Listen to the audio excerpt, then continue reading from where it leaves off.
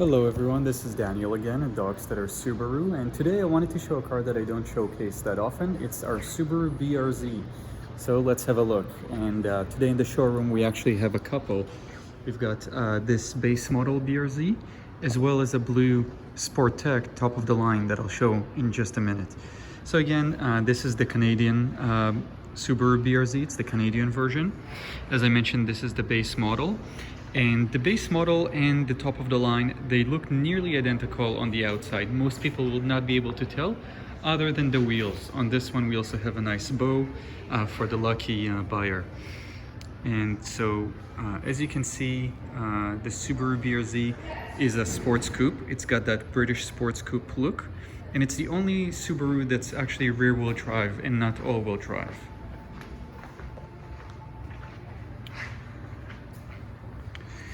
This is the redesign. The car was redesigned in 2022, and so this is just a second model year. And Subaru has done the redesign extremely well.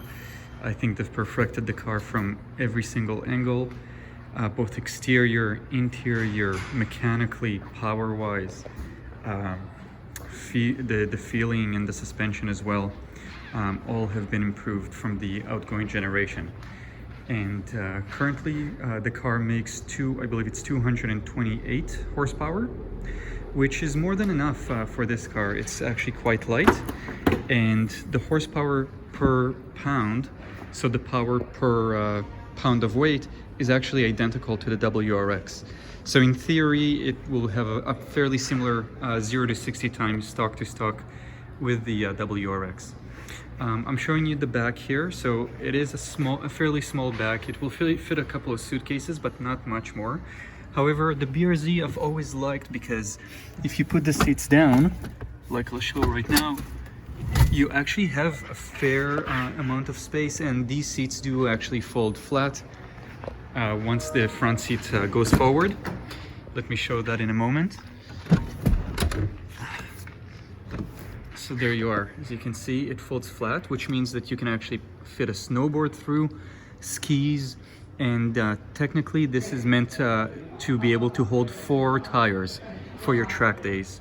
So 4 wheels and tires can fit in here, even with 2 people in the front 2 seats. So this is the revised infotainment area, the revised interior.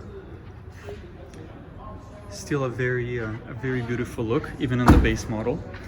And again, talk about the exterior. The base model comes with the 17-inch wheels, which I believe are 17 by 7.5. So they're not as wide as the top of the line, which I'll show in a minute. Of course, this is something that you can fix or change in the aftermarket world very easily.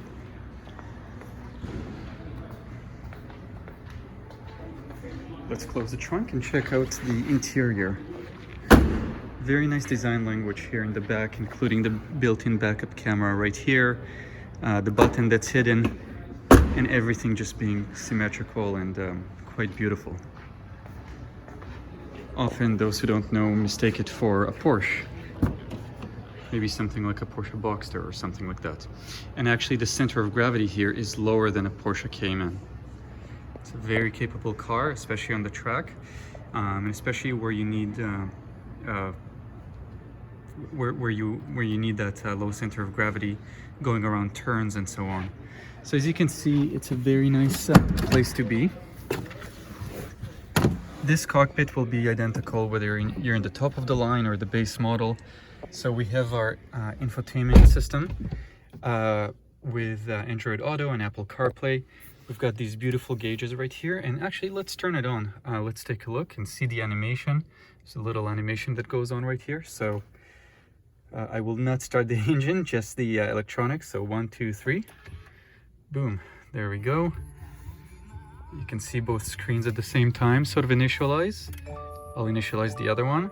Check out that animation. You have the boxer engine sort of driving the pistons from the sides, and then the circle in the middle. So that's quite cool. You can also change different things here about the screen.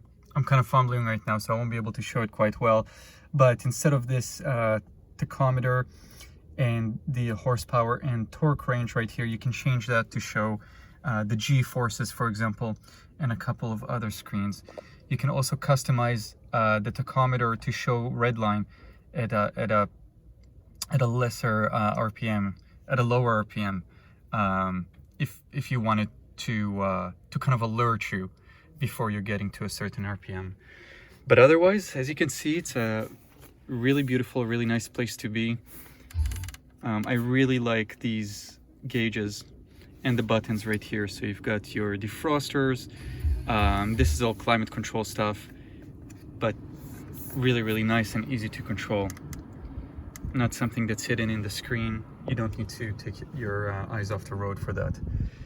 So, feels like a sports coupe, drives like a sports coupe. Definitely is a sports coupe. Oh, another thing to mention is this manual transmission. I would argue this is Subaru's current best manual transmission. It feels better than the WRX's and actually reminds me of the STI's transmission. That's going through the gears. I don't know if you can tell through here, but the shifts are crisp. They are short. It's just such a pleasure. Really, really reminds me of the STI, as opposed to the WRXs, which are quite a bit longer, and then there's sort of a notch where you have to get into, so it's a little more difficult. Okay, there I got to some of those performance matrices. So as you can see, you can do a lap timer, torque curve, horsepower curve. That's the G-force meter that I showed, and some other one. Not sure what the difference between the two are, but yeah, that's what it's like. And both get this real leather wrapped steering wheel with the red stitching. And so just a really impressive interior to be in, especially for a base model car. And that's the next thing that I wanted to show. I wanted to show you how this compares to a top of the line BRZ. So this one is just called the Subaru BRZ. They both come with a push start button. So as you can see, BRZ manual transmission. And now let's check out this blue one, and that's the Sport Tech. So that's the top of the line.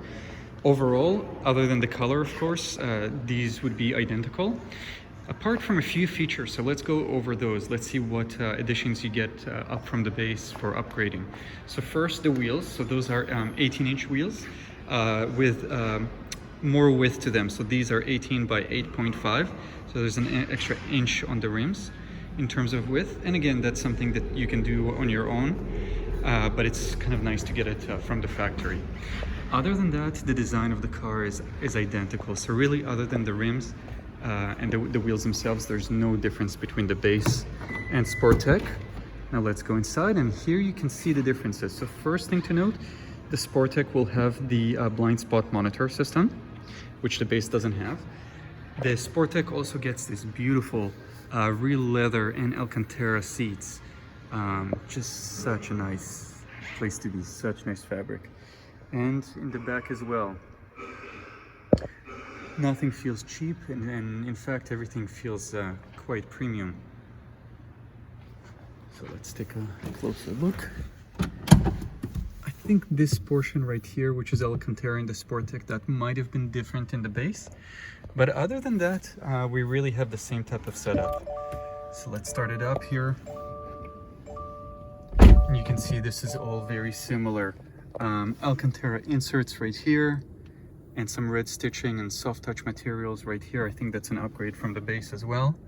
But other than that, we're really talking about the better seats, the blind spot monitoring system, and heated seats. Funny enough, the base model didn't get the heated seats. I think that there wouldn't have been enough differentiation without them, with them in the base model. So the top of the line gets that. Another thing that I just noticed, in the BRZ, we look to have this leather-wrapped parking brake, which is just beautiful. Feels great with the stitching, matches the stitching and the leather right here on the shifter knob.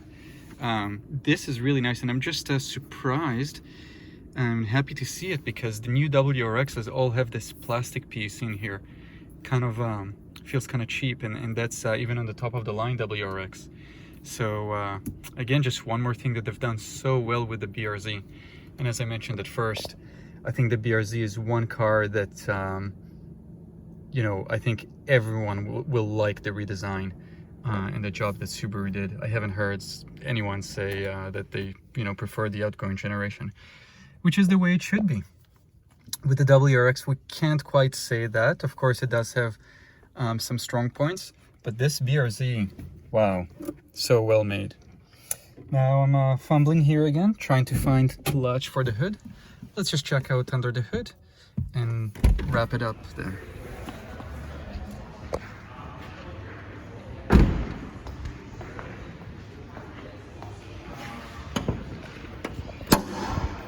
Alright, so under the hood here, we've got a 4-cylinder. It is a naturally aspirated engine, making 228 horsepower on 91 premium fuel. So you can see the filters on the top right here, and you can see that the technology is co-based on Toyota and Subaru's design. It's called the D4S design, and one really unique feature of this engine is that it has both direct injection and port injection.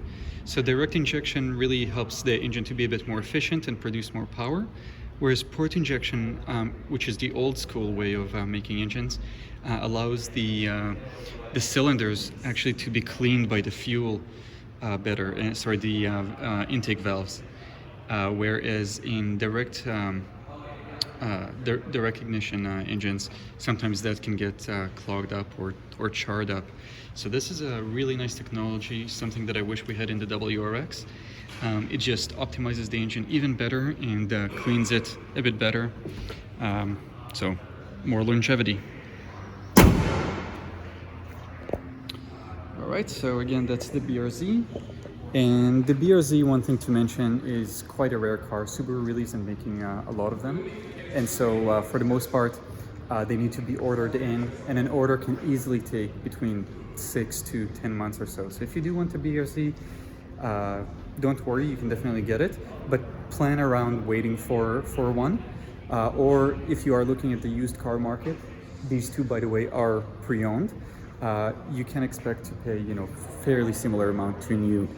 The trick with new cars nowadays really is just to wait. It can be a good deal, but you do have to allow some time to wait. So hope you enjoyed this review. Please let me know what you think, and see you in the next one.